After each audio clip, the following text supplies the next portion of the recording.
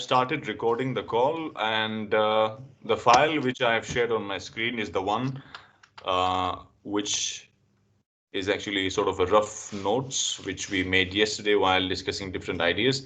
So today, because I'm going to talk about different ideas relating to sentences, so I opened the same file so that I could link back to the ideas wherever it's necessary.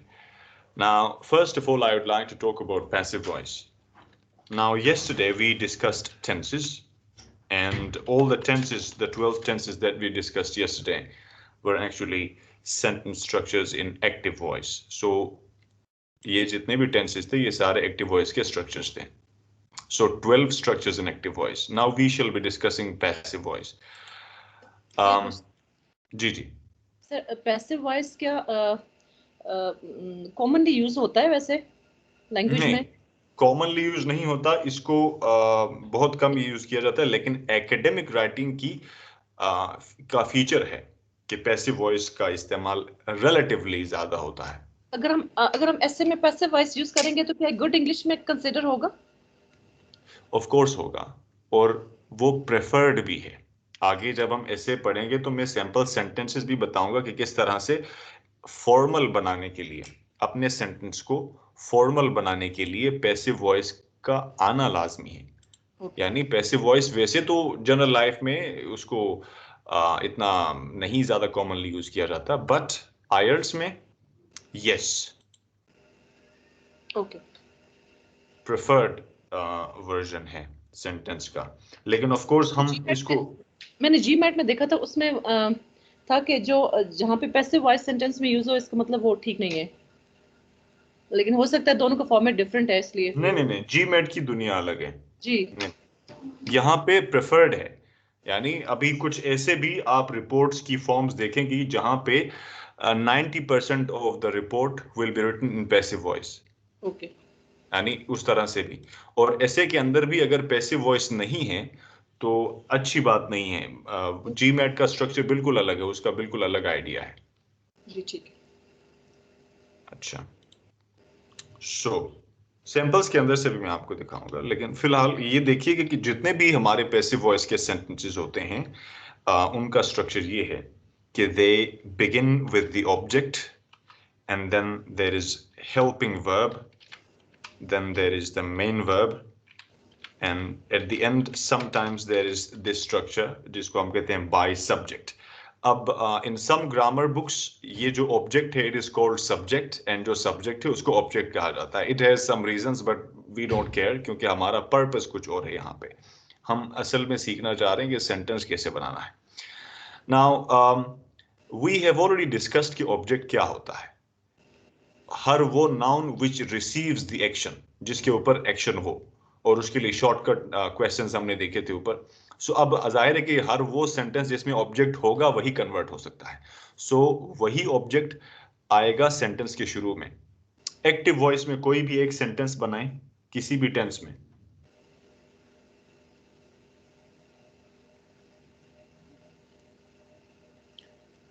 He eats food. So now this is a sentence, he eats food है, तो अब यहाँ पे food is the object. So उसी object को हम ले आएंगे शुरू में, वो object है. और अब देखें कि he जो है वो एक subject तो है, लेकिन pronoun की जो object कैसे उसमें चला जाएगा, अभी मैं उसके ऊपर आता हूं. लेकिन sentence कुछ यूं बनेगा, by him. अब बीच में बात आती है helping verb और main verb की. तो पैसिव वॉइस के हवाले से शॉर्टकट ये है कि पैसिव वॉइस के जितने भी मेन वर्ब्स हैं वो ऑलवेज वर्ब की थर्ड फॉर्म में है. कोई भी टेंस हो, प्रेजेंट हो, पास्ट हो, फ्यूचर हो, इंडेफिनिट हो, कंटिन्यूअस हो, परफेक्ट हो, व्हाटएवर, मेन वर्ब हमेशा थर्ड फॉर्म में है. Okay, there is some sort of a renovation going on in my house, so please bear with me. अच्छा, इसको भी इस टाइम आना था. अच्छा, so food dash eaten by him. अब देखें कि जितने भी टेंसेस हैं पैसिव वॉइस में, present, past, future, indefinite, continuous, perfect, whatever, उन सब में ये जो आप सामने सेंटेंस देख रहे हैं ये हमेशा आएगा, यानी फूड भी आएगा उसमें, ईटन भी आएगा, बाय हिम भी आएगा.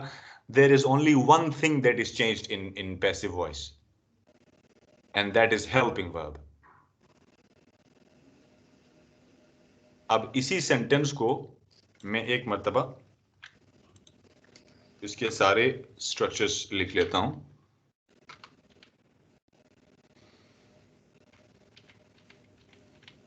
ओके, तो कोई भी सेंटेंस हो पैसिव वॉइस में, ये पार्ट उसमें होगा. ऑब्जेक्ट है आपके पास फूड, और मेन वर्ब है आपके पास ईटन, और जो लास्ट वाला जो चंक है by him, it's not essential, usually we drop it depending on situations. There is only one thing जो हमेशा चेंज होता है, and that is your helping verb. अब बस हेल्पिंग वर्ब बदलते जाएंगे और टेंस बदलता जाएगा. सो पैसिव वॉइस में only helping verb is the key factor कि विच डिसाइड्स कि कौन सा टेंस होगा. ना प्रेजेंट इंडेफिनिट से शुरू करते हैं. इंडेफिनिट का तो अपना कोई वर्ब फॉर्म है ही नहीं, because indefinite means uncertain, we are not sure about it. However, अगर हम बात करें present की, so we need the first form of the verb. तो helping verb में ये first form आ गई. So food is eaten by him. Of course यहाँ पे food singular है, so is आएगा. So यहाँ पे अगर subject में I होता, I mean object में शुरू में, तो am लगाते, plural होता तो are. Otherwise सेंटेंस का बाकी स्ट्रक्चर सेम ही है. सो that is present indefinite.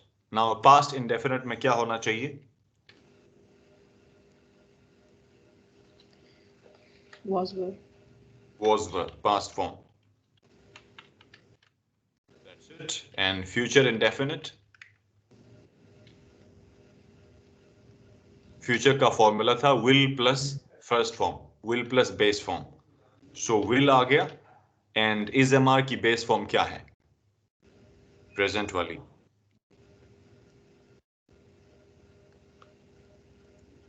Hello, B है. सो ये सेंटेंस बनेगा food will be eaten by him.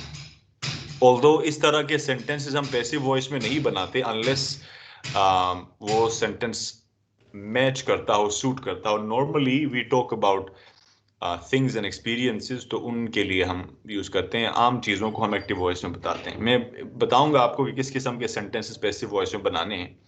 I will tell you.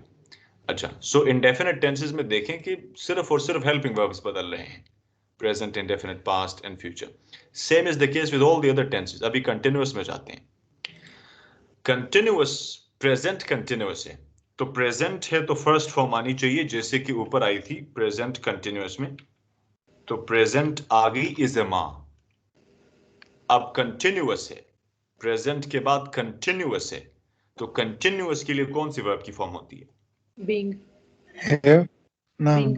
me. I N G form होती है, सो बीइंग लगेगा. कल हमने बात की थी कि कंटिन्यूअस में ING form, the fourth form of the verb. So अब लगेगा being, ING. In the same way past continuous, past form यानी second form. Okay, second form plus continuous, so was being या were being अगर plural होता object. So ये structure बना past continuous का. अब एक मिनट के लिए फ्यूचर कंटिन्यूअस को अस्यूम कर लेते हैं, लेकिन मैं उसको दोबारा अंडू करूंगा. फ्यूचर कंटिन्यूअस ये होना चाहिए, क्योंकि फ्यूचर में विल प्लस बेस फॉर्म होती है. So will plus base form of the present, तो इज एमआर की बेस फॉर्म है विल बी. ये हो गया फ्यूचर. अब कंटिन्यूअस के लिए ये होना चाहिए अगर होता तो, लेकिन ग्रामेरियंस ये कहते हैं, वैसे तो हमने स्कूल लाइफ में पढ़ा था कि फ्यूचर कंटिन्यूअस चलेगा, लेकिन it's better not to write sentences in future continuous when it comes to passive voice, क्योंकि ये फॉर्मल इंग्लिश में नहीं चलता. स्पोकन में it's all right, you can say things in passive voice, कह सकते हैं आप अगर फ्यूचर कंटिन्यूअस में कहना चाहें. अदरवाइज राइटिंग में इसको बिल्कुल अवॉइड करें. वजह उसकी ये है कि बी और बीइंग दोनों एक्चुअली एक ही वर्ब की अलग अलग फॉर्म्स हैं और यहाँ पे कोई भी स्पेशल स्ट्रक्चर नहीं है, जैसे इज एम आर भी एक्चुअली आईएनजी की ही एक्चुअली, एक मिनट होल्ड करें, एक मिनट होल्ड करें। हाँ रहा।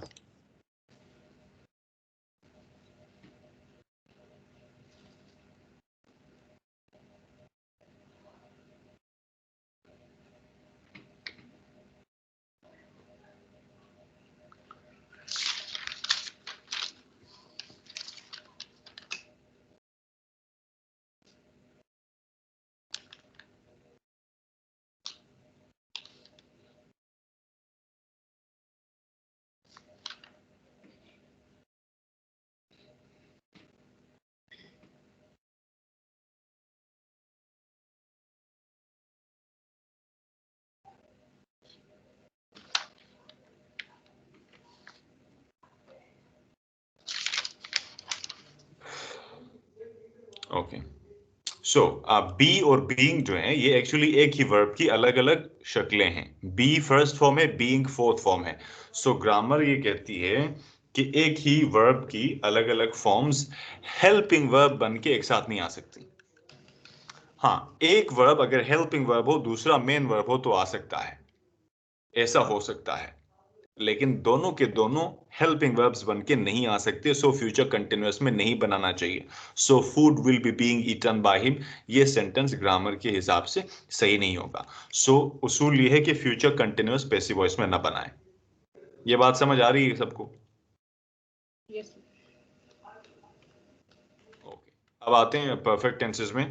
परफेक्ट प्रेजेंट परफेक्ट है। सो प्रेजेंट के लिए हमारे पास प्रेजेंट फॉर्म में हेल्पिंग वर्ब्स हैं has and have. And then perfect के लिए कौन सी फॉर्म ऑफ वर्ब होती है Naveed? Sir third form. Third form. So ये है थर्ड फॉर्म, ये हमने कल बात की थी। सो present perfect. And past perfect के लिए हैज हैव की पास्ट फॉर्म क्या है नवीद? Hard head. हैड। और उसके बाद परफेक्ट के लिए हमने बीन लिखा। इस सब में जी देखें सर। कि मेन वर्ब का कोई ताल्लुक नहीं है। मेन वर्ब कंटिन्यूअस में भी थर्ड फॉर्म में था, परफेक्ट में भी, इंडेफिनिट में भी। That doesn't decide when it comes to passive voice. And then future perfect. Future के लिए will plus base form. Base form have है, हैज नहीं है। एंड देन परफेक्ट के लिए थर्ड फॉर्म।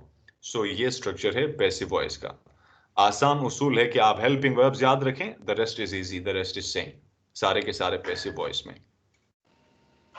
सो ये स्ट्रक्चर याद रखें, क्योंकि जो प्रोसेस डायग्राम होगा रिपोर्ट राइटिंग के अंदर, जो मे भी कल परसों हम पढ़ेंगे, वो हमेशा always it is in passive voice, always. आप कभी भी उसको एक्टिव वॉइस में नहीं लिखते।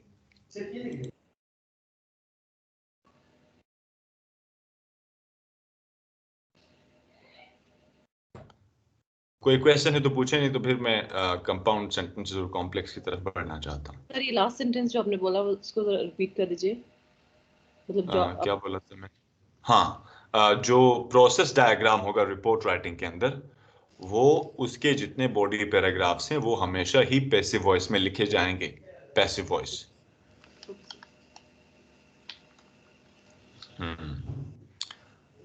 एंड उसमें भी मोस्ट ऑफ द टाइम्स जो काम होता है वो प्रेजेंट इंडेफिनिट में ही होता है, लेकिन sometimes we might have to use some other forms as well, depending on the type of question that we get. Because I'm going to talk about simple, compound and complex sentence, जो आपके writing है उसके अंदर assessment features में भी आप देखेंगे कि कॉम्प्लेक्स सेंटेंसेस ज्यादा होने चाहिए। अब कॉम्प्लेक्स सेंटेंस को समझने के लिए पहले कंपाउंड सेंटेंस को समझना पड़ता है, कंपाउंड सेंटेंस को समझने के लिए सिंपल सेंटेंस को, और सिंपल सेंटेंस समझने के लिए क्लॉज को समझना होता है, क्लॉज के लिए फ्रेज को समझना होता है। सो मैं बिल्कुल शुरू से जा रहा हूं। फ्रेज, इसकी मैं शॉर्टकट अगर आपको डेफिनेशन बता सकूं,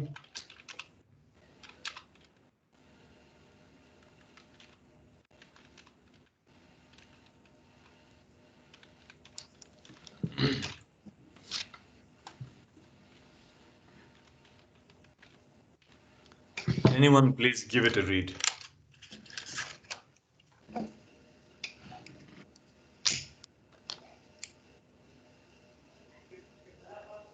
Any combinations of words that works नहीं नहीं as नहीं, दोबारा कॉम्बिनेशंस any कहाँ लिखा हुआ combination है? of as हम्म ये नहीं लिखा हुआ कॉम्बिनेशंस तो नहीं लिखा हुआ था।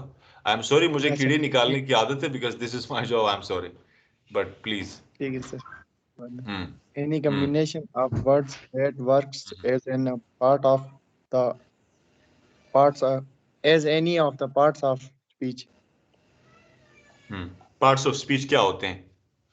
नाउन है, वर्ब है, एडवर्ब है, एडजेक्टिव है, और आपका प्रीपोजिशन है, ये होते हैं, और यही मेजर पार्ट्स ऑफ स्पीच हैं। तो अगर कोई कॉम्बिनेशन ऑफ वर्ड्स किसी शख्स को डिस्क्राइब कर रहा हो, किसी चीज को डिस्क्राइब कर रहा हो, तो वो क्या होगा? नाउन फ्रेज होगा। अभी मैं एग्जांपल दूंगा आपको, मिसाल के तौर पे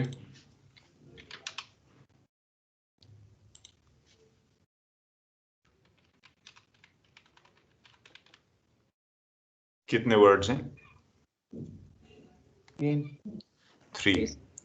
ये तीनों मिलके एक ही चीज को डिस्क्राइब कर रहे हैं, और वो है बिल्डिंग को बिल्डिंग। तो एडजेक्टिव्स भी उसी नाउन फ्रेज का हिस्सा हैं, और आर्टिकल भी। एडजेक्टिव है टॉल, जो उस नाउन को, असल नाउन है बिल्डिंग, हेड नाउन ये है, लेकिन उससे पहले आर्टिकल्स और एडजेक्टिव्स आ रहे हैं। और उसके बाद भी कुछ आ सकता है, समटाइम्स कोई एडजेक्टिव फ्रेज आ सकता है। वो एडजेक्टिव फ्रेज मैं पहले लिखूंगा, फिर उसके बाद बताऊंगा कि एडजेक्टिव फ्रेज कैसे हो सकता है। मिसाल के तौर पे एडजेक्टिव फ्रेजेस आमतौर पे शुरू होते हैं रिलेटिव फ्रेजेस, रिलेटिव प्रोनाउंस वगैरह से, जैसे कि दैट वगैरह से। मिसाल के तौर पे अब देखिए, ये पूरा एक एडजेक्टिव क्लॉज है।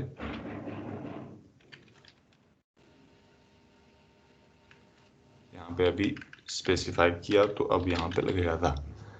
अच्छा, अब देखें, that we visited last month. तो अब ये है किसी चीज की के बारे में हम डिस्क्राइब कर रहे हैं कि हम किस चीज की बात करें। फॉर एग्जांपल एक नाउन है बिल्डिंग, तो कोई पूछेगा, कल मैंने एडजेक्टिव्स के लिए कुछ क्वेश्चंस लिखवाए थे, किसी एक को कोई वो क्वेश्चंस याद हैं तो बताएं। सर किसके लिए? एडजेक्टिव के लिए? जी हाँ। Which one? हाँ, हाउ मेनी? तो अब बिल्डिंग, हाँ यही सवाल चाहिए था। अब बिल्डिंग एक नाउन है, तो किसी ने पूछा विच वन, विच बिल्डिंग, तो हमने कहा that we visited last month. तो ये अल्फाज कुल मिला के उस क्वेश्चन को आंसर कर रहे हैं, ऐसा ही है। सो इसका मतलब ये एक एडजेक्टिव फ्रेज है, इसको एडजेक्टिव क्लॉज भी कहा जा सकता है। क्यों, मैं बताता हूं। तो फिलहाल ये देखें कि उस क्वेश्चन को आंसर कर रहे हैं 5 वर्ड्स मिलके, तो ये कुल मिला के एक एडजेक्टिव है। एडजेक्टिव फ्रेज या एडजेक्टिव क्लॉज कहते हैं इसको। तो अब देखें कि इसी को अगर मैं कॉपी करके यहां पे लगा लूं, अब यहां से यहां तक ये कुल मिला के नाउन फ्रेज है। पढ़ें क्या लिखा है। The tall building that we visited last month. अभी तक उस बिल्डिंग को सिर्फ डिस्क्राइब किया गया है। नाउन है एक्चुअल बिल्डिंग, और उसके साथ जितने भी अल्फाज हैं, वो अल्फाज कुल मिला के सिर्फ इतना काम कर रहे हैं कि उस बिल्डिंग को डिस्क्राइब कर रहे हैं। ये इसलिए बता रहा हूं क्योंकि जब हम ऐसे पढ़ेंगे तो वहां पे इन एडजेक्टिव क्लॉजेस या एडजेक्टिव फ्रेजेस की बड़ी जरूरत होती है कि दैट और हु और विच और वेयर और व्हेन के जरिए हम अपने सेंटेंस को थोड़ा सा लेंथी बनाते हैं। वरना फिर बहुत ही ज्यादा कॉम्प्लिकेटेड सिचुएशंस में स्टूडेंट स्टक हो जाते हैं, सेंटेंस लिखना बड़ा मुश्किल हो जाता है अगर ये स्ट्रक्चर ना पता हो। तो that, who, which, where, when, ये मैंने कल लिस्ट जो शेयर की थी, उनके जरिए कोई भी सेंटेंस आप शुरू कर सकते हैं। अभी कोई मुझे कोई भी नाउन बताए, any noun, just tell me a noun.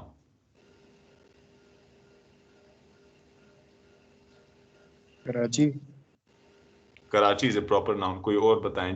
Proper noun को मजीद एक्सटेंड नहीं किया जा सकता। सिटी। सिटी मिसाल के तौर पे। अब यहां से फॉर्मूला समझो। जिस तरह ये बिल्डिंग आपका नाउन है, इसी तरह यहाँ पे ये सिटी आपका नाउन है। तो देखें कि एक नाउन फ्रेज जो है उससे पहले आ सकते हैं डिटर्मिनर्स। अब डिटर्मिनर्स क्या होते हैं? डिटर्मिनर्स होते हैं आपके आर्टिकल्स, यानी ए एंड द। कुछ चीजें आप भी लिख लें, मुझे बड़ा मुश्किल हो जाता है सब चीजें लिखनी हुई। तो डिटर्मिनर्स में नंबर्स भी आ सकते हैं, 1 2 3 4 5 6, यानी मैं नाउन फ्रेज की लिस्ट बता रहा हूं, उसमें शुरू में आता है डिटर्मिनर प्लस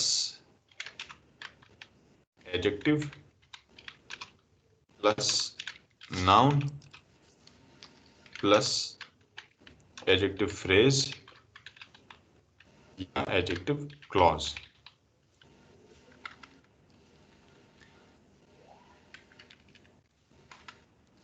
ये चार चीजें आ सकती हैं किसी भी नाउन को अगर लेंथी बना के लिखना हो।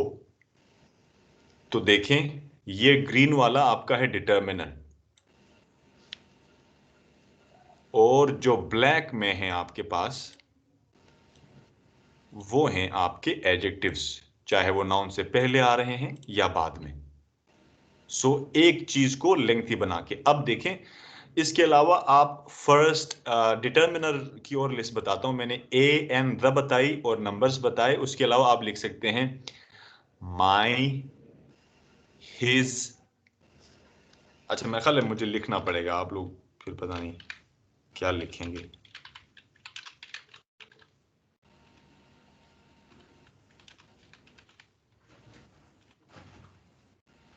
And then first, second, etcetera.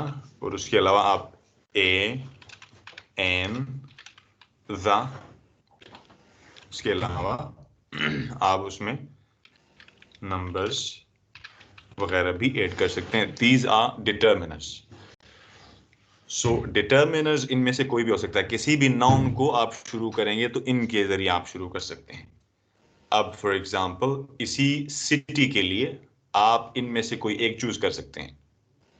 कोई एक चूज करें इन डिटर्मिनर्स में से एक।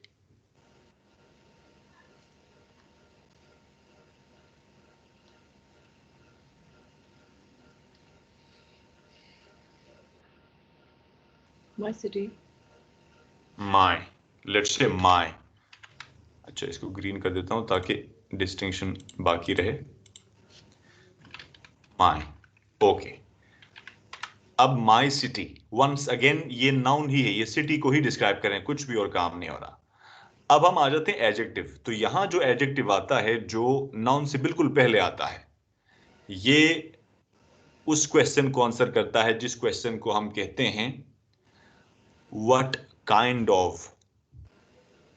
अगर आपको याद हो, कल हमने जो क्वेश्चंस लिस्ट बनाई थी एडजेक्टिव्स के लिए, उनमें एक होता था व्हाट काइंड ऑफ या what sort of, what type of. वो Yes. क्वालिटी बताता है।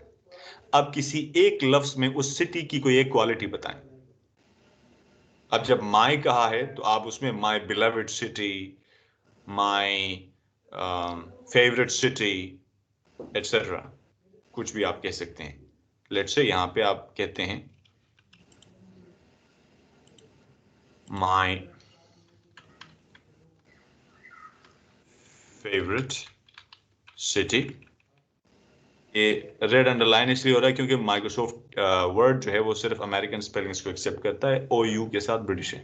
अच्छा, अब देखें उसके बाद फेवरेट के बाद सिटी है जो एक्चुअल नाउन है, और नाउन के बाद आप एडजेक्टिव फ्रेज या क्लॉज लगाते हैं जो शुरू होता है विच, दैट वगैरह से। अब यहां पे आप कुछ डिस्क्राइब करें उसको, which one, which favourite, my favourite city, which या दैट आप यहां पे लगा सकते हैं, that I mentioned earlier as well। अब यहां से यहां तक जो है ये एक एडजेक्टिव क्लॉज है, और हमने सिर्फ यहां पे एक सिटी को डिस्क्राइब किया और कुछ भी नहीं किया। तो यहां पे इसलिए बता रहा हूं क्योंकि समटाइम्स हमें सिनोनिम्स मालूम नहीं होते। तो जब सिनोनिम मालूम नहीं होता तो हम इस फॉर्मूले के जरिए पैराफ्रेजिंग करते हैं, क्योंकि पैराफ्रेजिंग का बहुत ज्यादा काम है। फॉर एग्जाम्पल, अगर एक जगह पे ये वर्ड आ रहा है नोविसेस, अब नोविसेस क्या चीज है? नोविसेस नए लोग, अगर ये किसी वर्क प्लेस एनवायरनमेंट के हवाले से है, तो अब जाहिर है कि हम दोबारा उस चीज को लिखते हुए नोविसेस तो नहीं लिखेंगे, अब हम उसको दोबारा पैराफ्रेज करना चाहेंगे। लेट्स से हमें नहीं पता कि न्यूबी कोई वर्ड है, लेट्स से हमें नहीं पता कि फ्रेशी कोई वर्ड है, तो हम पैराफ्रेज कैसे करेंगे? नोविसेस यानी नए जो मुलाजिम हैं, अगर उनकी बात हो रही है, तो अब हम उसको एक सिंपल वर्ड हम लेंगे और बाकी चीज को हम डिस्क्राइब करना हमारे लिए इजी हो जाएगा। अब लेट्स से कि यहाँ पे बात हो रही एम्प्लॉइज की। अब एम्प्लॉइज हैं यहाँ पे नाउन।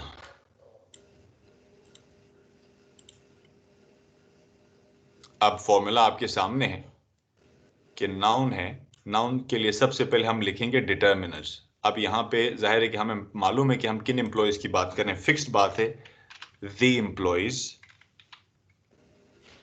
For example. अब हम उस एडजेक्टिव के जरिए जो नाउन से पहले आता है या उस एडजेक्टिव्स के जरिए जो नाउन के बाद आता है अपने नाउन को डिस्क्राइब कर पाएंगे। फॉर एग्जाम्पल हम कह सकते हैं द न्यू एम्प्लॉइज, नोविसेस की जगह पे अब हम कैसे आसान तरीके से उसको हमने पैराफ्रेज किया।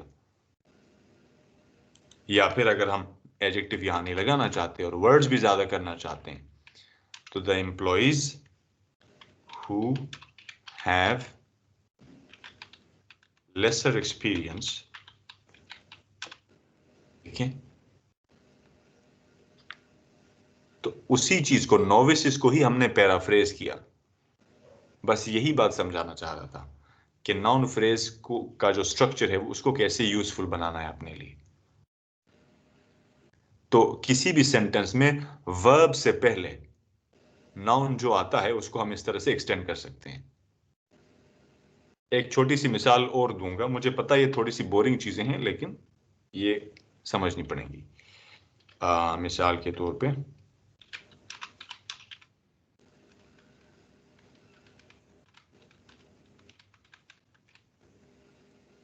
He is my favourite player, यहां पे वर्ब किधर है?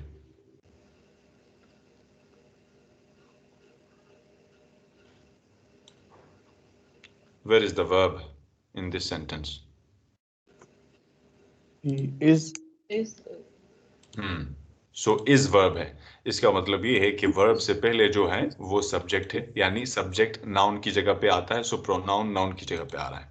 अब हम उसको कैसे डिस्क्राइब करेंगे?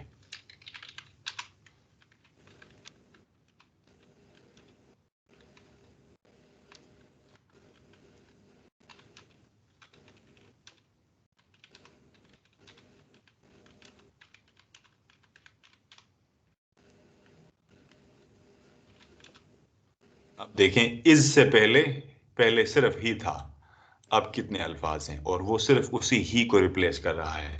तो पैराफ्रेज करने का जो चक्कर है वो ऐसे सॉल्व करते हैं। उसको डिस्क्राइब किया आपने बहुत सारे अल्फाज, तो ये जो आप हु के साथ आपने जो एडजेक्टिव क्लॉज लिख लिया यहाँ पे, या आपने यहाँ जैसे दैट के साथ लिखा था, आप इस दैट की जगह विच भी लिख सकते थे समटाइम्स। यहाँ पे भी मैं हु की जगह दैट लिख सकता हूँ, यहाँ पे भी हु की जगह दैट लिख सकता हूँ। सो ये तो नॉन फ्रेज की बात थी। अब इसके लिए थोड़ा बहुत बैकग्राउंड नॉलेज चाहिए था, जाहिर है ग्रामर का। अब आई डोंट नो कि आप लोग किस हद तक इसके साथ वाकिफ हैं। कोई सवाल नाउन के हवाले से है तो पूछें।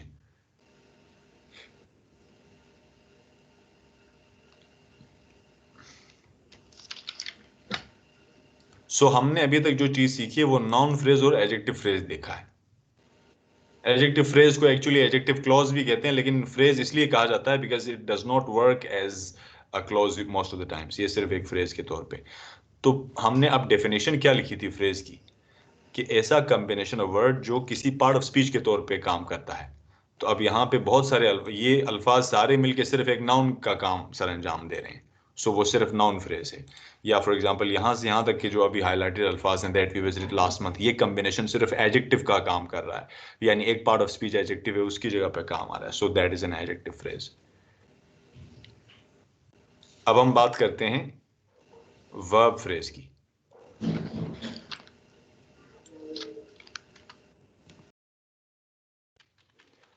Now what is a verb phrase?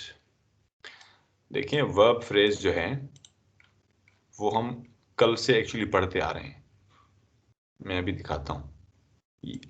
Phrase एक वर्ड का भी हो सकता है, दो वर्ड्स के भी हो सकते हैं, 3, 4, 5, 6, 7, 8, 9, 10।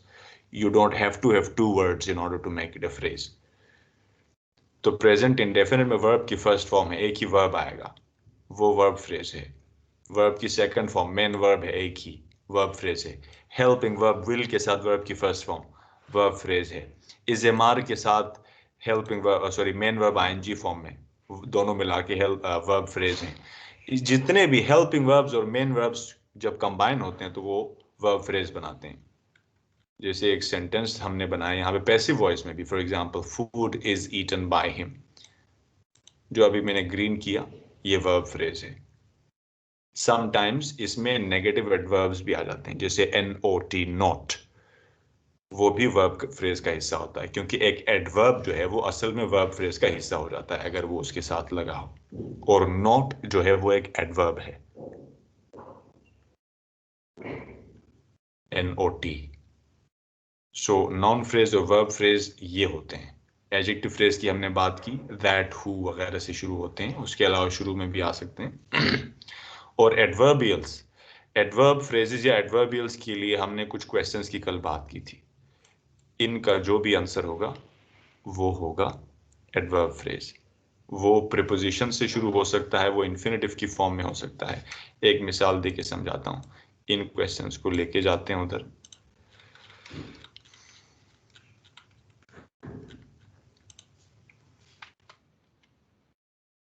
When,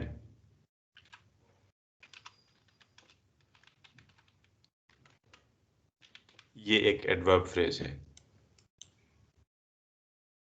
Where, in the office, adverb phrase. Where to Lahore, adverb phrase. Where from Karachi, adverb phrase. Why, इसके लिए बहुत सारे हो सकते हैं वर्ड्स, जैसे एक ये स्ट्रक्चर हो सकता है, टू प्लस वर्ब की फर्स्ट फॉर्म। एक हो सकता है in order two plus verbs first form. एक हो सकता है बिकॉज इंफॉर्मेशन। एक हो सकता है फॉर प्लस इंफॉर्मेशन। हो सकता है since plus information.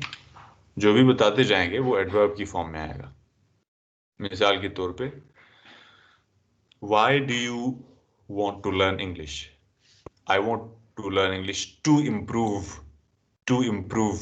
my language. I want to learn language in order to get a higher band score. In order to. I am learning English because I want to appear in English. I want to learn English for it'll help me in getting a good band score in IELTS. I am going to Lahore since there is a wedding ceremony there which I want to attend. So ये structures हैं जो आप because के लिए, ये आपको मालूम होने चाहिए, क्योंकि आपने वैसे भी reasons तो बहुत सारी जगहों पे आप वैसे भी ऐड करते हैं। ये structures ध्यान में रखें। बाकी जो हैं वो मुख्तलिफ स्ट्रक्चर्स हो सकते हैं, बाकियों के स्ट्रक्चर्स फिक्स नहीं हैं। सो ये कुछ बेसिक आइडियाज थे। अब हम जाते हैं फ्रेज का, हमें पता चल गया कि फ्रेज क्या है। अब आते हैं क्लोज की तरफ। क्लोज में दो चीजें होती हैं, सब्जेक्ट, वर्ब, पेयर। इसकी मैंने कल भी बात की थी। सो सब्जेक्ट वर्ब पेयर जहां पे मौजूद हो वो होता है क्लोज। अब क्लोज होते हैं दो तरह के, इंडिपेंडेंट एंड Independent. डिपेंडेंट।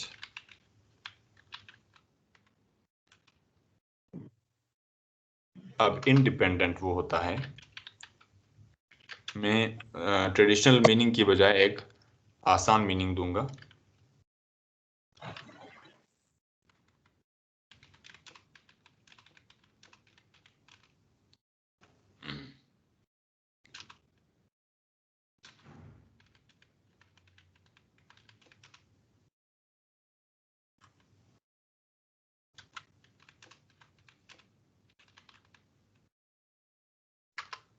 और जो डिपेंडेंट होता है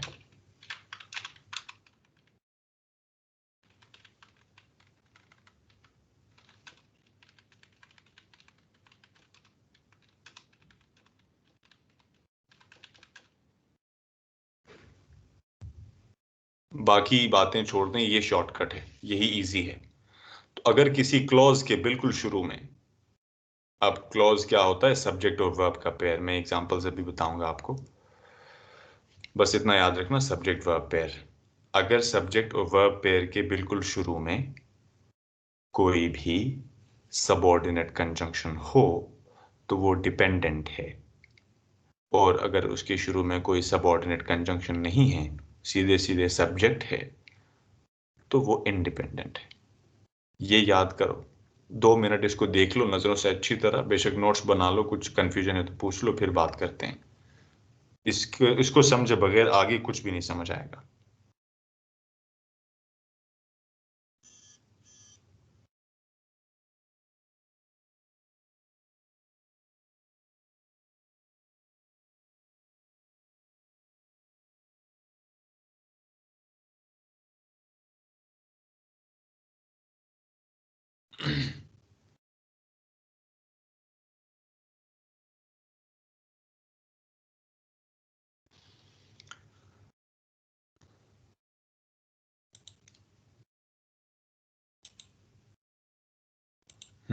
Any confusions? Hope not. No, sir. Done. Okay, good. All right. अच्छा, अभी देखें, मैं अभी यही टर्मिनोलॉजी यूज करने लगा हूं। तो अगर किसी जगह पे एक इंडिपेंडेंट क्लॉज हो, if you have one independent clause, सिर्फ उतना ही है और फुल स्टॉप है, तो वो है सिंपल सेंटेंस। सिंपल सेंटेंस में वन इंडिपेंडेंट क्लॉज, मिसाल के तौर पे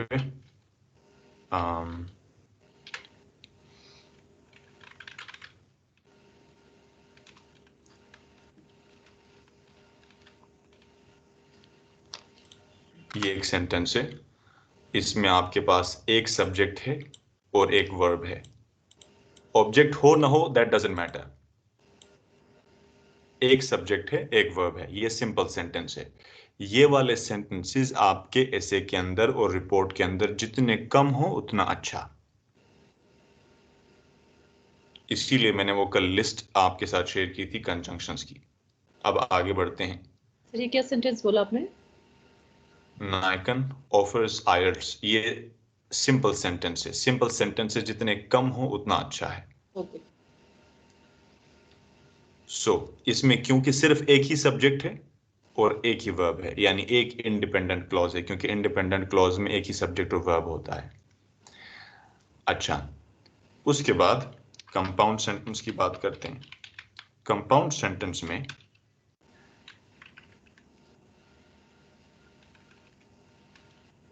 एटलीस्ट वन डिपेंडेंट क्लॉज होता है।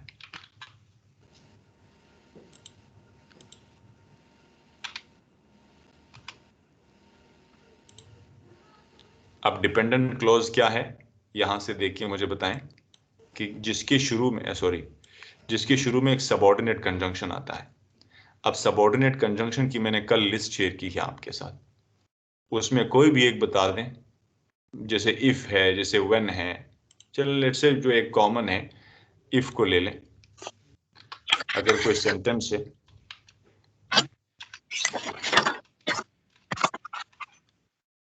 दिस इज अ सेंटेंस, इसमें आपको एक ही वर्ब मिल रहा है और एक ही सब्जेक्ट है, यानी सब्जेक्ट वर्ब पेयर जो है आपके वो एक ही हैं, जिस तरह के सिंपल सेंटेंस में भी था और इसमें भी।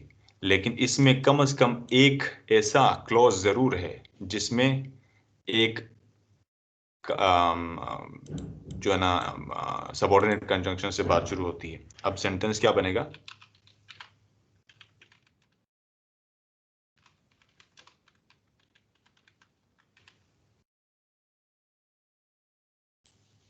Sorry, what did I do?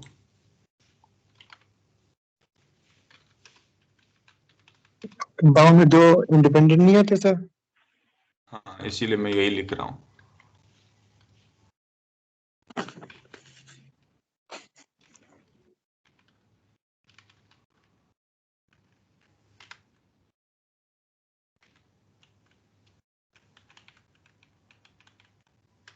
इसमें कम से कम दो आपके पास होने चाहिए इंडिपेंडेंट क्लॉजेस। अब एक शॉर्टकट फॉर्मूला है ये वाला, इसमें हम फैन बॉयज के जरिए अपने सेंटेंसेस को ज्वाइन करते हैं। अब फैन बॉयज क्या हैं? वो कोऑर्डिनेट कंजंक्शंस हैं जिनकी लिस्ट मैंने आपके साथ कल शेयर की है। इनको फैन बॉयज इस तरह से याद रखें कि 4 है आपके पास, एंड है, नोर है, बट है, और है, येट है, सो है। तो इन कंजंक्शंस के जरिए आप अपने सेंटेंसेस को जोड़ते हैं। अगर इनके जरिए उन दो इंडिपेंडेंट क्लॉजेस को जोड़ रहे हैं तो वो कंपाउंड सेंटेंस है। फॉर एग्जांपल,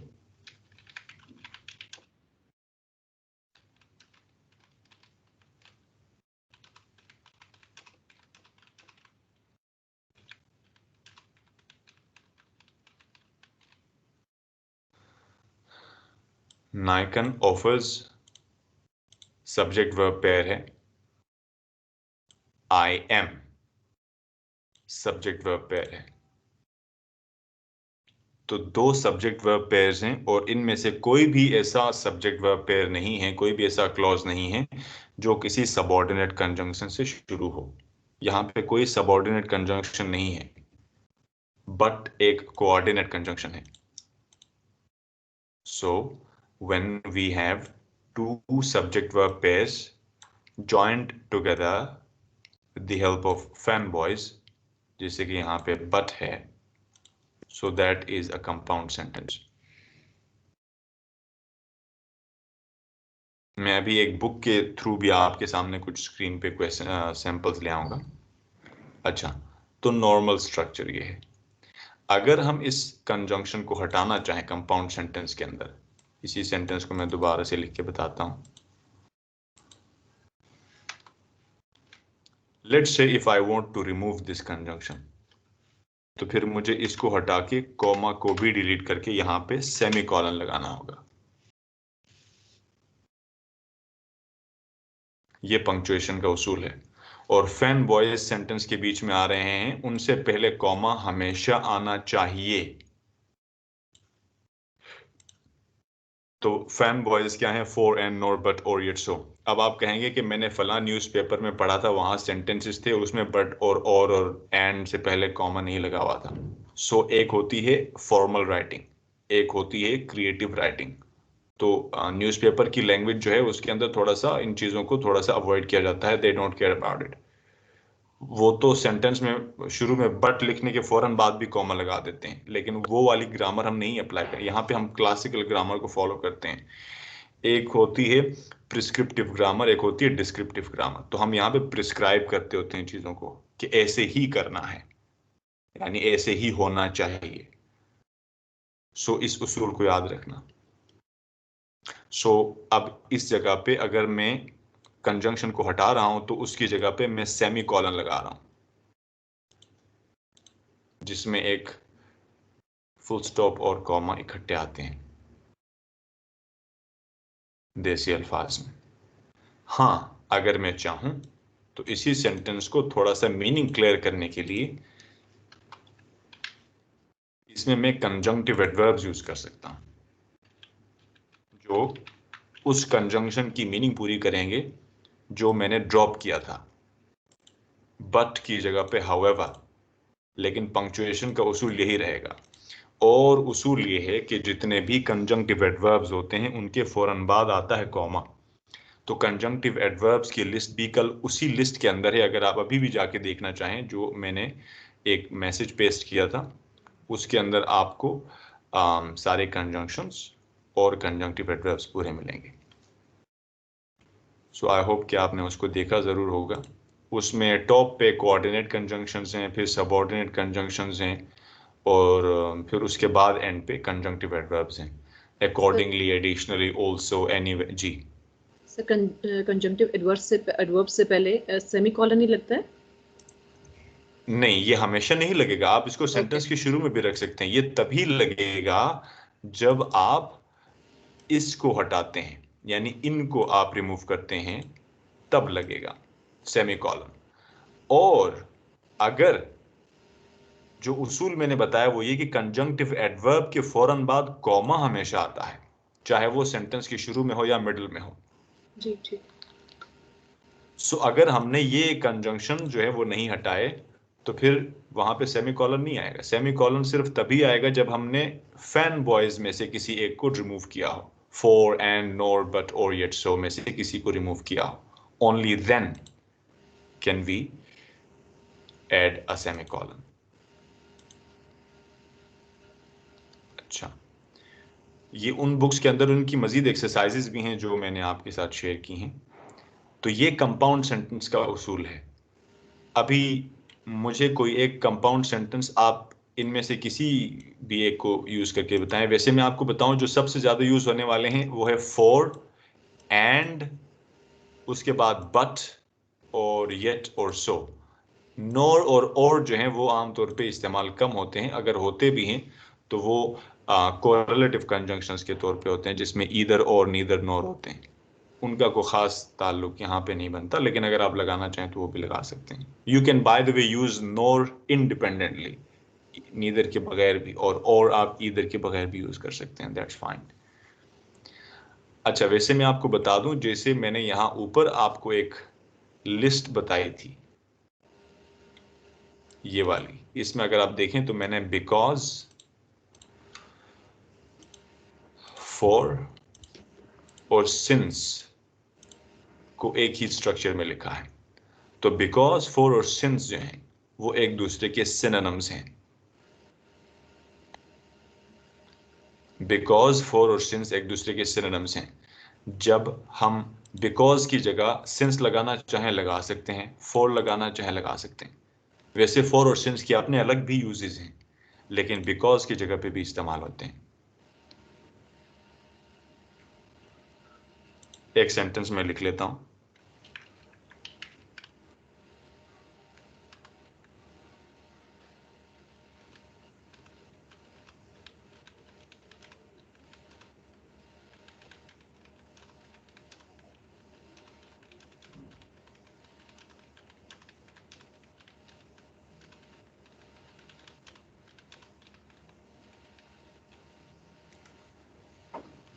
इस सेंटेंस को जरा देखिए।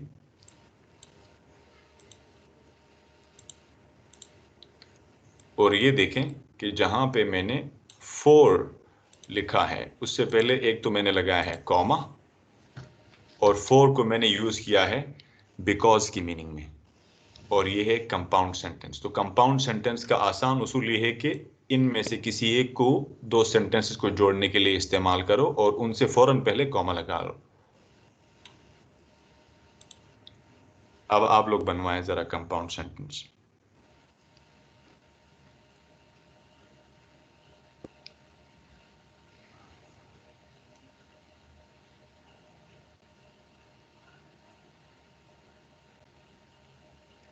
We play cricket and they play football. Okay, we play cricket and they play football. ये क्या है? सिंपल सेंटेंस है कि कॉम्प्लेक्स है? Compound. Compound. कंपाउंड। इसमें क्या गलती है इस वक्त? Comma नहीं है। हाँ, यहां पे लगना चाहिए कॉमा, भूलना मत। मुझे मालूम है इस पे फौरन लोग कहते हैं कि हमने फलां जगह देखा है, वहां पे नहीं लगा हुआ था। वो फलां जगह आयल्स नहीं है, और नहीं वो क्लासिकल ग्रामर फॉलो होती है वो हर जगह पे।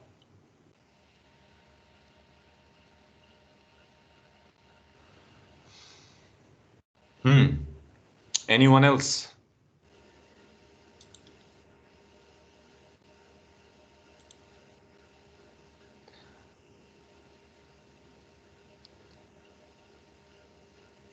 Either you are lazy or you haven't got the idea.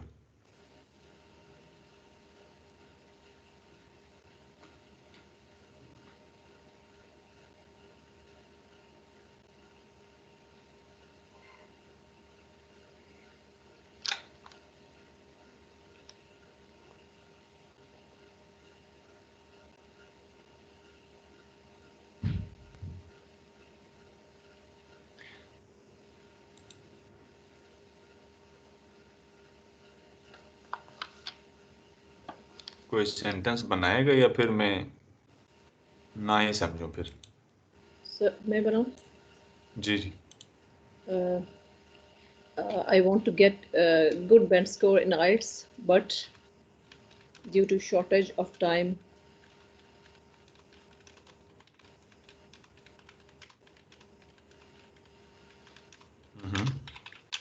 time, I don't feel I will be able to do so. वगैरह वगैरह, ठीक है। सो यहाँ पे आपने बट से पहले क्या लगाना है? कॉमा। बस ये बात समझ आई है? बस यही बात समझनी है, बाकी खैर है। सेंटेंस तो जाहिर है कि आप कोई और बनाएंगे वहां पे। सो ये था कंपाउंड सेंटेंस। इनमें से किसी भी एक को यूज करना कंपाउंड सेंटेंस में। Now let's move on towards complex sentence.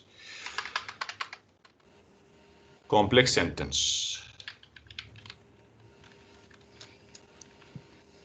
किसी भी कॉम्प्लेक्स सेंटेंस के अंदर कम से कम एटलीस्ट, ये जो ऊपर मैंने बात कही थी गलती से वो यहाँ भी की है actually, at least one dependent clause होना चाहिए उसके अंदर। कम से कम एक डिपेंडेंट क्लॉज जरूर होना चाहिए आपके कॉम्प्लेक्स सेंटेंस में। अब डिपेंडेंट क्लॉज क्या है? जो किसी न किसी सबऑर्डिनेट कंजंक्शन से शुरू होता है। सबऑर्डिनेट कंजंक्शंस की लिस्ट मैंने आपके साथ शेयर की है, कोई एक दो बता दे उनमें से। जैसे Although, इफ है, If, although, which, हाँ हाँ, और as if, because, as if, because, since, that, that, Nevertheless, wherever, हाँ। सो अब ये वाले अल्फाज आप अपने सेंटेंस में लाएंगे, वो नेचुरली कॉम्प्लेक्स बन जाते हैं। अब इनकी पंक्चुएशन का उसूल समझें। अभी मैं दो सेंटेंसेस लिख रहा हूं आपके सामने, ऑल्दो से लिख लेते हैं लेट से।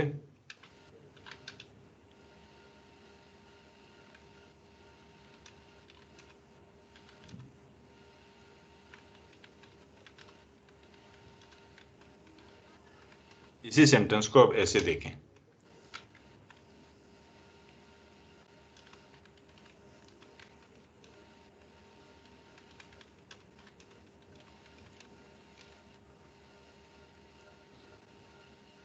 ये इसमें आपको क्या समझ आ रहा है पंक्चुएशन के हिसाब से? subordinate clause अगर पहले ना है तो फिर कॉमा नहीं लगाना। हाँ। सो अगर वो बीच में आ रहा है, यानी जो आपका सबऑर्डिनेट क्लॉज है वो अगर सेंटेंस के मिडिल में आ रहा है, then you don't need a comma. आपको कॉमा की जरूरत नहीं है। अच्छा, कुछ ऐसे ग्रामेरियंस जरूर हैं कि जो ये कहते हैं कि कुछ सबऑर्डिनेट कंजंक्शंस ऐसे हैं कि जिनके साथ मिडिल में अगर वो आए तब भी कॉमा लगाना चाहिए। मैं आपको इतना बताऊं कि जो आपका एग्जामिनर है उसने वो बुक नहीं पढ़ी, I am sure, don't worry about it, क्योंकि जो ट्रेडिशनल यहाँ पे उसूल पढ़ाए जाते हैं वो मुझे मालूम है। सो आपने फिक्र नहीं करनी, बस ये उसूल आपने अपने लिए याद रखना है कि अगर कॉमा मिडल में आना है तो तब आना है जब शुरू में सबऑर्डिनेट कंजंक्शन हो। ये कॉम्प्लेक्स सेंटेंस के लिए। फैन बॉयज का बिल्कुल अलग उसूल है। फैन बॉयज का जो लफ्ज है, for example for, and, nor, but, or, yet, सो, वो सेंटेंस के शुरू में आ ही नहीं सकते। अगर किसी सेंटेंस को आप फैन बॉयज से ओपन कर रहे हैं तो इसका मतलब है कि आपका सेंटेंस गलत है। वो तो शुरू में आ ही नहीं सकते, उसमें तो हमेशा कॉमा आएगा उनसे पहले। लेकिन जो सबऑर्डिनेट कंजंक्शंस की जो अभी आपने मुझे लिस्ट बताई, अगर वो सेंटेंस के शुरू में आते हैं, so there is always a comma in between the two clauses. लेकिन अगर वो मिडिल में आ रहा है, then you don't need it. So sentence ऐसे बनेगा, ये कॉम्प्लेक्स सेंटेंस है। अब देखें कॉम्प्लेक्स सेंटेंस बजाते खुद कोई कॉम्प्लेक्स नहीं होता अपने आइडियाज के अंदर, it's the structure, it's the use of the subordinate conjunctions which make it complex, इसलिए हम इसको कॉम्प्लेक्स कहते हैं। तो अब हमारा पर्पस ये है कि 70% of the sentences in our essay and in our report should be in complex structures. There should be a few compound sentences as well. And if you want to go for 1 or 2 simple sentences, it is fine. So I would say like 1 simple sentence in your report and 1 simple sentence in your essay, and the rest of them complex and compound. The higher the number of complex sentences, the higher the band score is.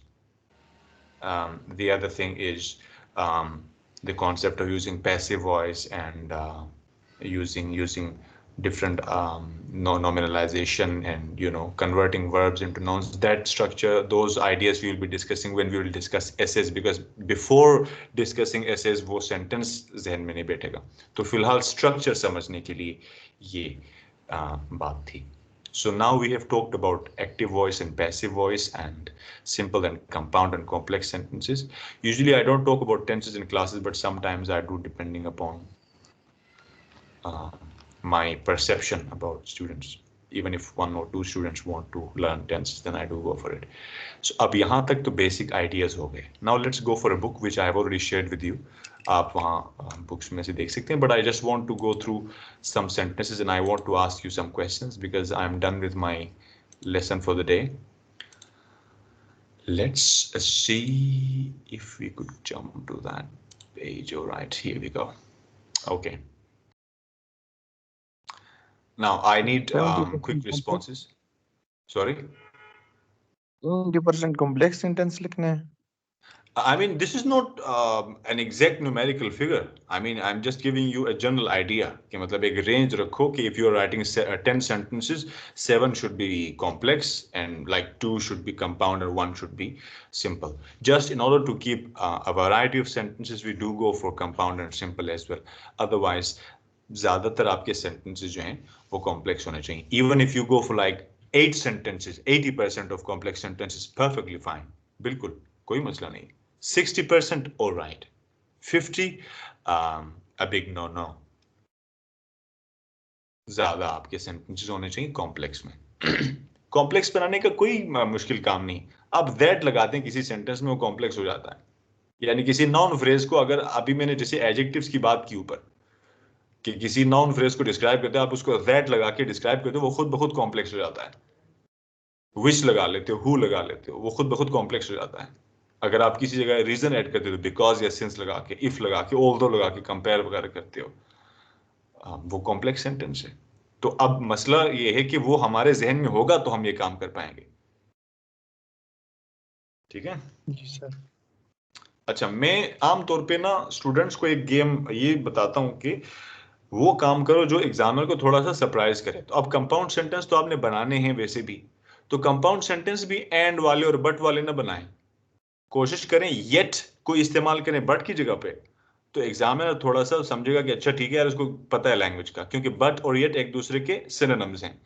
Compound sentence बनेगा जब बनाना. और because की जगह पे अगर कहीं पे late से कंपाउंड बनाना ही है तो उसको फॉर के साथ बना लें, क्योंकि ये वाला यूज बहुत कम लोगों को पता होता है और ये थोड़ा सा उसको आपकी जुबान को थोड़ी सी लिटरेरी जुबान बना देता है, थोड़ा सा उसमें टेस्ट डेवलप होता है. एंड ही लगाना है तो फिर वो कंपाउंड हुआ क्या तो ना हुआ तो क्या होगा, डजंट मैटर. वो आप उसको कोई खास चीज अकम्प्लिश नहीं कर पा रहे हो, आप एग्जामिनर को इंस्पायर नहीं कर पा रहे हो. एंड तो कोई भी लिख लेता है. तो अगर एंड लिख भी रहे हो तो कोशिश करो कि कंपाउंड सेंटेंस वो वाला हो कि जिसमें एंड लग रहा, फोर लगे या येट लगे. तो फोर बिकॉज की जगह पे और येट बट की जगह पे. अच्छा, वन मोर थिंग, किसी सेंटेंस के अंदर आप उसको कंपाउंड कॉम्प्लेक्स भी बना सकते हैं by using one conjunction from fan boys, यानी कोऑर्डिनेट कंजंक्शंस के अंदर से, and one from the subordinate conjunctions. आप बेशक 2 लगा लें, यानी एक फैन बॉयज में से एक सबऑर्डिनेट में से, तो वो कंपाउंड कॉम्प्लेक्स बनेगा, वो और हायर क्वालिटी का सेंटेंस है. उसमें और ज्यादा कॉम्प्लेक्सिटी है और उसमें और ज्यादा अच्छा बैंड स्कोर आएगा। एग्जामिनर आपका टिपिकल है, याद रखना, वो कोई इंटेलेक्चुअल किस्म का बंदा नहीं होता, वो होता तो वो यूनिवर्सिटी में होता, वो वहां पे है। इसका मतलब है कि उसका काम ऑब्जेक्टिव किस्म का है, जिस तरह टेक्नीशियन का काम होता है ना, वो इस तरह की चीजें देख रहे होते हैं। अच्छा, now you have got some sentences on your screens. So differentiate कि इनमें कौन सा सिंपल है, कौन सा कंपाउंड है और कौन सा कॉम्प्लेक्स है।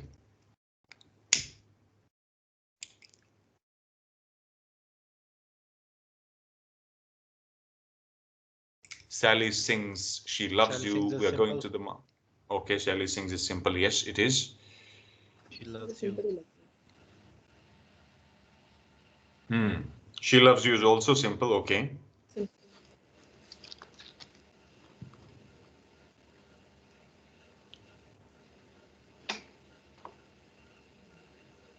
तीनों ही सिंपल है मुझे तो लग रहा है। Actually yes. So देखें कि ये इनमें कहीं पे कोई कंजंक्शन यूज ही नहीं हुआ, ना फैन बॉयज में से कुछ है और ना ही सबऑर्डिनेट कंजंक्शंस की लिस्ट में से कुछ है। So simple sentence can be a bit lengthy, ये बताना मकसूद था। Moving onwards and let's directly jump to the question sentences. देखें ये सारे सिंपल सेंटेंसेस हैं। Rain falls from the sky. इसमें rain और falls ये सब्जेक्ट और वर्ब हैं, there is no conjunction anywhere. अच्छा, अब why is this a simple sentence? Can anyone explain? But we can see that one of the fanboys is there and is there, but it is a simple sentence. Because ये simple वो तो subject nouns को connect कर रहा है and हाँ, and it's not joining two clauses or two sentences together. Good. So ये सारे sentences में देखें कहीं पे कोई conjunction दो sentences को join नहीं करा रहा. So all of these sentences are simple sentences. So सिर्फ बस एक बात की जा रही है और उस बात को कहीं और कनेक्ट नहीं किया जा रहा। और ऐसे सेंटेंसेस जो हैं वो मीनिंगफुल तो होते हैं लेकिन एलाबोरेटिव नहीं होते, उनके अंदर बात एक्सप्लेन नहीं हो रही होती, एस्टेब्लिश जिसको कहते हैं। So you don't you can't actually establish an argument using a simple sentence. Impossible. Compound sentence, इसकी बात मैंने पहले ही कर दी है फैन बॉयज के हवाले से। और ये तीनों के तीनों अगर आप देखें इस तरह के सेंटेंसेस हमने बनाए थे, ये तीनों कंपाउंड सेंटेंसेस हैं।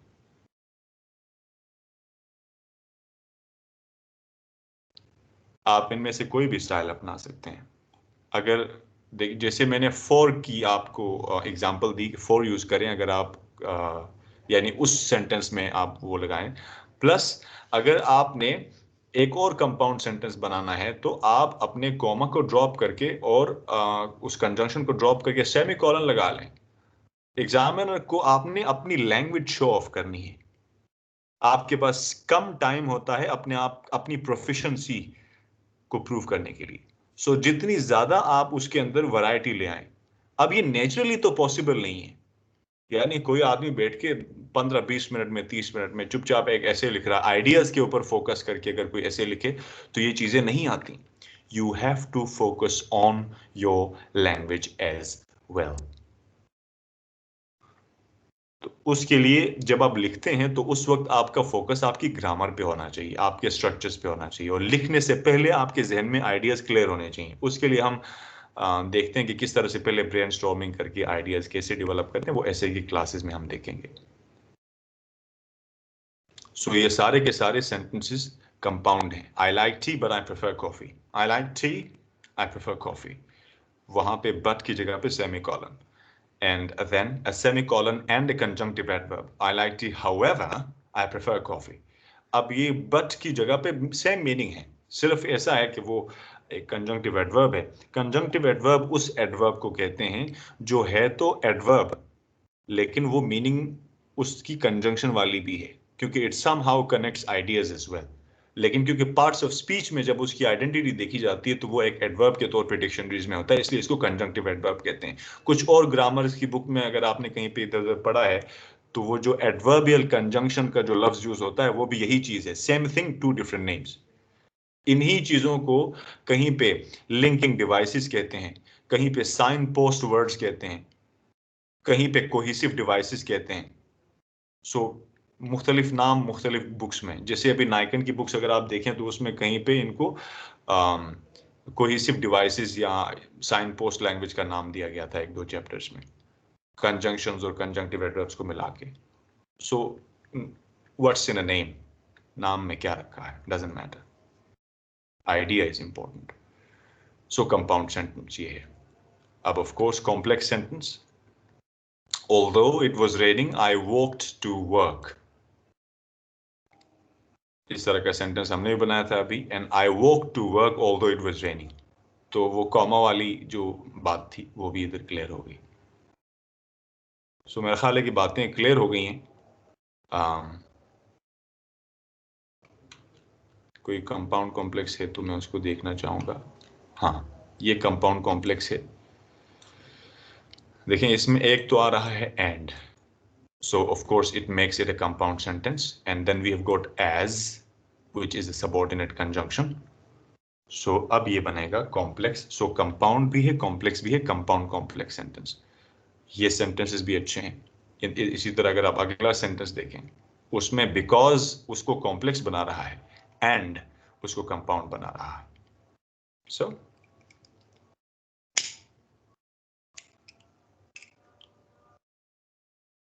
बस ग्रामर आपको इतनी ही आनी चाहिए, दैट्स इट। अच्छा, मेरे ख्याल है पंक्चुएशन के हवाले से थोड़ा सा देख लें। There was a chapter on punctuation. I want to talk about it. इस बुक में जो चीज़ें मैंने आपको बताई हैं उसकी पूरी तफसील है। Do go through the book. वैसे आमतौर में ग्रामर नहीं पढ़ाता आज की क्लासेस में, बट आई थॉट के अक्सर स्टूडेंट्स बाद में स्ट्रगल करते हैं तो मैंने सोचा पहले ही बता दूं। अच्छा, कंपाउंड सेंटेंस वाला तो हमने पहले ही देख लिया हुआ कि कॉमा कैसे यूज़ करना है। जो नई बात है उस पर आते हैं। हाँ, लिस्ट ऑफ थिंग्स में कॉमा लगाना होता है, और एक there is a thing called Oxford comma. Oxford comma क्या है कि अब ये लिस्ट है, आप देख रहे हैं कि इसमें जो एंड पे, एंड से पहले एक कॉमा लगा हुआ है। ऑक्सफोर्ड कॉमा के मुख्तलिफ नाम आपको मुख्तलिफ बुक्स में मिलेंगे। कहीं पे उसका नाम है कैम्ब्रिज कॉमा, कहीं पे हार्वर्ड कॉमा, कहीं पे ऑक्सफोर्ड कॉमा। ये तीनों नाम सिर्फ पढ़े लिखे लोगों के साथ ही मुझसे लिखें, सो यू नो कि मैं क्या बात करना चाह रहा हूँ। So if you want to appear in IELTS you have to follow this trend. So एक लैंग्वेज न्यूज़पेपर वाली होती है, या सोशल मीडिया वाली, या क्रिएटिव राइटिंग, मुख्तलिफ लोग आर्टिकल्स लिख लेते हैं इधर उधर। They don't care about these things, but we are here talking about academic language. Academic writing में ये सारे उसूल follow होते हैं. So Oxford comma, it's a bit controversial when it comes to intellectuals. They don't care कि ये Oxford comma लगाएं ना लगाएं, लेकिन academic people, particularly those who are concerned about grammar and linguistics, they do care about it. So इसका ख्याल रखें. And Sir, are we list going हो. to discuss modal verbs today? I wish we could tomorrow, Okay. inshallah, क्योंकि I'll have to sum up now, क्योंकि मुझे अगले session के लिए थोड़ा प्रिपेयर होना पड़ेगा. And I am also going to talk about the structures which could replace the word will. जैसे अभी मैंने कहा I am going to talk about, ये भी I will की जगह पे है. मैं इसके ऊपर बात करूंगा. And I also want to talk about few uses of the tenses ताकि आपको आगे भी confusion ना हो. But inshallah tomorrow. एंड हाँ, नॉन एसेंशियल इंफॉर्मेशन को सेपरेट करने के लिए यहाँ पे देखें, इस वक्त जो हाईलाइटेड सेंटेंस है इसको छोड़ें और बाकी वाला पढ़ें. Paul always got picked first for big games, so that is a complete sentence. लेकिन जो बीच में एक्स्ट्रा इंफॉर्मेशन है, पॉल को डिस्क्राइब किया गया है, Paul whose father was the team's owner. अब इसको कॉमा के जरिए सेपरेट करेंगे. A comma before the phrase and then one after it. इसी तरह नेक्स्ट सेंटेंस में अगर आप a pink Camry को छोड़ दें, वो क्योंकि एक्स्ट्रा इंफॉर्मेशन है, Sarah's new car was stolen last night. तो जहां पे unnecessary information आए, यानी the information which describes the noun, the subject, but it is not essential. You can convey the idea even without using those words. तो फिर उसको हम अलग करते हैं कॉमा के जरिए, यानी वो डिस्क्रिप्शन जो नाउन की डिस्क्रिप्शन हो, सब्जेक्ट की डिस्क्रिप्शन हो, but that is not essential. उसके बगैर भी बात होती है। जैसे यहाँ पे Paul always got picked first for big games. It's a complete sentence. You don't have to talk about who Paul was in some situation. But maybe if you want to give more details, then आप उसको add करें, comma लगा के separate करें। जब आप साथ में लिखते जाएंगे तो अगर कहीं पे कोई गलती होगी तो मैं उसको हाईलाइट कर दूंगा। आई विल टेल यू कि क्या प्रॉब्लम है। अच्छा, हाँ, कोऑर्डिनेट एडजेक्टिव्स, दो एडजेक्टिव्स साथ में आते हैं। कोऑर्डिनेट कंजंक्शन का आपने देखा कि फैन बॉयज जिस तरह से दो सेम लेवल की चीज़ों को आपस में जोड़ते हैं, इसी तरह यहाँ पे भी दो एडजेक्टिव्स जब आए तो उनको भी कॉमा के जरिए। It was a bright sunny day, the bulky heavy books arrived yesterday. These two words, bright and sunny, they are similar, of equal value. Bulky and heavy of equal value. So you should separate them using a comma. ये बहुत basic बातें हैं, but I thought कि मुझे ज़रूर बताने चाहिए। आप लोग ज़रूर इसको देखें। और ये आपको मालूम है कि अभी यहाँ पे इन्होंने ट्रांजिशन एलिमेंट का लफ्ज़ यूज़ किया है जो कंजंक्टिव एडवर्ब है, therefore, या कोई भी ऐसा फ्रेज जो कंजंक्टिव एडवर्ब की तरह काम करता है। सो उनके बाद ऑफ कोर्स फौरन बाद कॉमा आएगा। अच्छा, ये पार्ट फजूल है क्योंकि you are not going to quote anyone at all, so इसको छोड़ दें। डेट्स लिखनी आनी चाहिए। ये this is the standard style of writing dates. इनको This देख is लेना British यार। style, right? American Yes, थोड़ा it different, is. उसमें month वो first आ जाएगा। नहीं बल्कि इसमें month पहले ही है। हाँ ये ठीक है। हाँ, US में भी ये I think same follow होता है। इसी को फॉलो करें, इसी को। ठीक है। You could also write the other one, but try not to, you know, deviate. बस इसी को रख लें। And बस बाकी चीज़ें उतनी कोई ख़ास हैं नहीं।